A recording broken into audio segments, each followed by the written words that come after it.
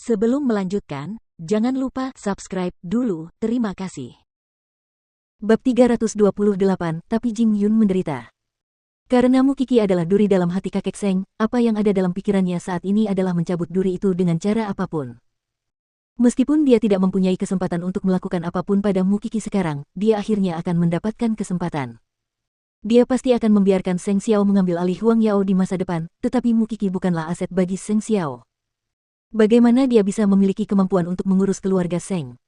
Namun kakek Seng telah belajar dari kesalahannya, jadi dia tidak mau menimbulkan masalah pada Mukiki di depan umum.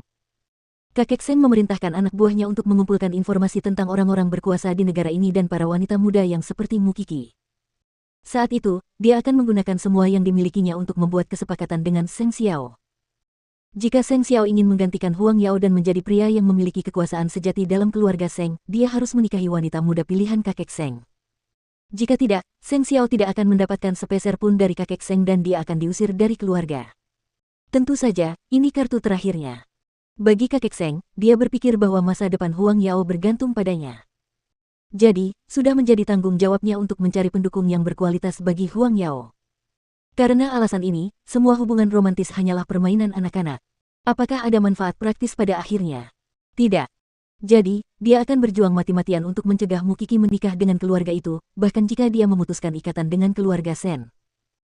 Seng Xiao telah kembali bekerja di Huang Yao. Jadi, selama liburannya, Mukiki berencana untuk melamar magang, H+P untuk mengikuti tutornya pergi ke lokasi otopsi untuk mengamati dan belajar.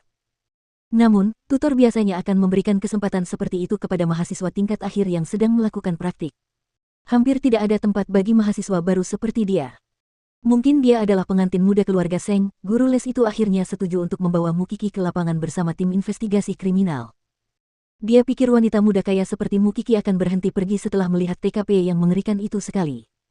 Setelah lamaran Mukiki disetujui, dia menerima telepon dari Lin Muan. Besok ulang tahun Qian. Aku berencana mengadakan pesta pribadi untuknya. Apakah kamu dan putra mahkota akan datang? Apakah kamu berencana memberinya kejutan? Tanya Mukiki. Lebih kurang. Katakan saja waktu dan tempatnya. Mukiki mengangkat alisnya. Qian adalah orang yang ceroboh. Mungkin dia lupa hari ulang tahunnya. Tidak, kamu akan bertanggung jawab membawanya ke sini besok. Lin Muan begitu santai saat meminta bantuan. Baiklah, saya berjanji akan menyelesaikan tugas itu besok. Sebenarnya, Qian hanya punya dua sahabat ini. Dan yang lebih penting, Lin Muan sangat peduli pada Qian. Setidaknya, dia lebih baik daripada sahabatnya. Dia hanya tidak tahu apakah Lin Muan hanyalah seorang teman baik atau lebih dari itu bagi Qian.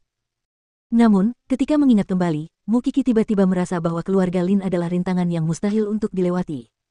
Oleh karena itu, dia cukup khawatir dengan situasi Qian. Malam itu, Seng Minglan telah menyiapkan ruang di kamarnya agar Jing Yun dapat menyimpan barang-barangnya. Akan tetapi, saat dia membuka pintu untuk menyambut Jing Yun, dia mendapati Jing Yun hanya membawa tas kerja dan hadiah-hadiah yang dia berikan kepadanya di belakangnya. Seng Minglan merasa sedikit sedih. Kebanyakan orang akan menyewa perusahaan pemindahan saat mereka pindah. Tidak seperti Anda hanya punya sedikit barang. Saya tidak punya banyak barang penting. Saya hanya membawa pakaian. Ini saja yang saya punya, jelas Jing Yun. Kau datang dengan mudah. Sepertinya kau juga bisa pergi dengan mudah. Mendengar Seng Minglan menyuarakan rasa tidak amannya, Jing Yun tertegun dan menunjuk ke arah pintu. Haruskah aku membawa semua perabotan di apartemenku ke sini? Seng Minglan terkekeh.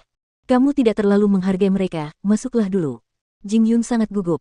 Karena dia tidak tahu apa yang dilakukan pasangan yang tinggal bersama. Atau apakah mereka harus tidur bersama. Meskipun dia telah mencintai Seng Minglan selama bertahun-tahun, dia tidak pernah menyangka bahwa mimpinya akan menjadi kenyataan suatu hari nanti.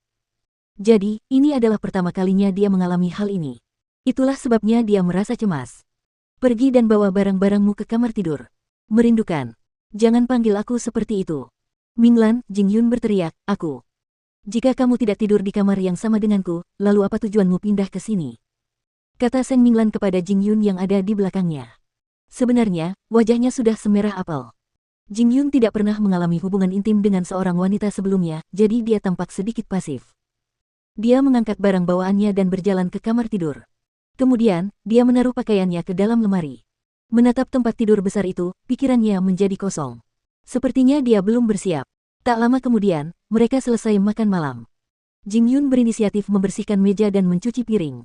Sedangkan Seng Minglan, ia pergi ke kamar tidur untuk mandi. Karena ia tahu Jing Yun akan merasa canggung. Setelah Jing Yun selesai membersihkan, Seng Minglan sudah duduk di kamar tidur, mengeringkan rambutnya. Ketika Jing Yun membuka pintu dan memasuki kamar tidur, dia berbalik dan tersenyum padanya. Kamu bisa mandi dulu. Aku akan mengerjakan sesuatu di ruang kerja. Baiklah. Jing Yun merasa lega. Namun, saat ia mengenakan piyamanya dan keluar dari kamar mandi, Seng Minglan sudah duduk di tempat tidur. Apa yang akan kau lakukan sebelum tidur? Kalau tidak, kita akan tidur sekarang. Jing Yun menggelengkan kepalanya. Tubuhnya kaku. Namun, dia tetap berjalan ke sisi tempat tidur dan duduk di samping Seng Minglan. Seng Minglan mematikan lampu dan berbaring. Jing Yun pun melakukan hal yang sama. Namun, dia tidak bergerak setelah berbaring.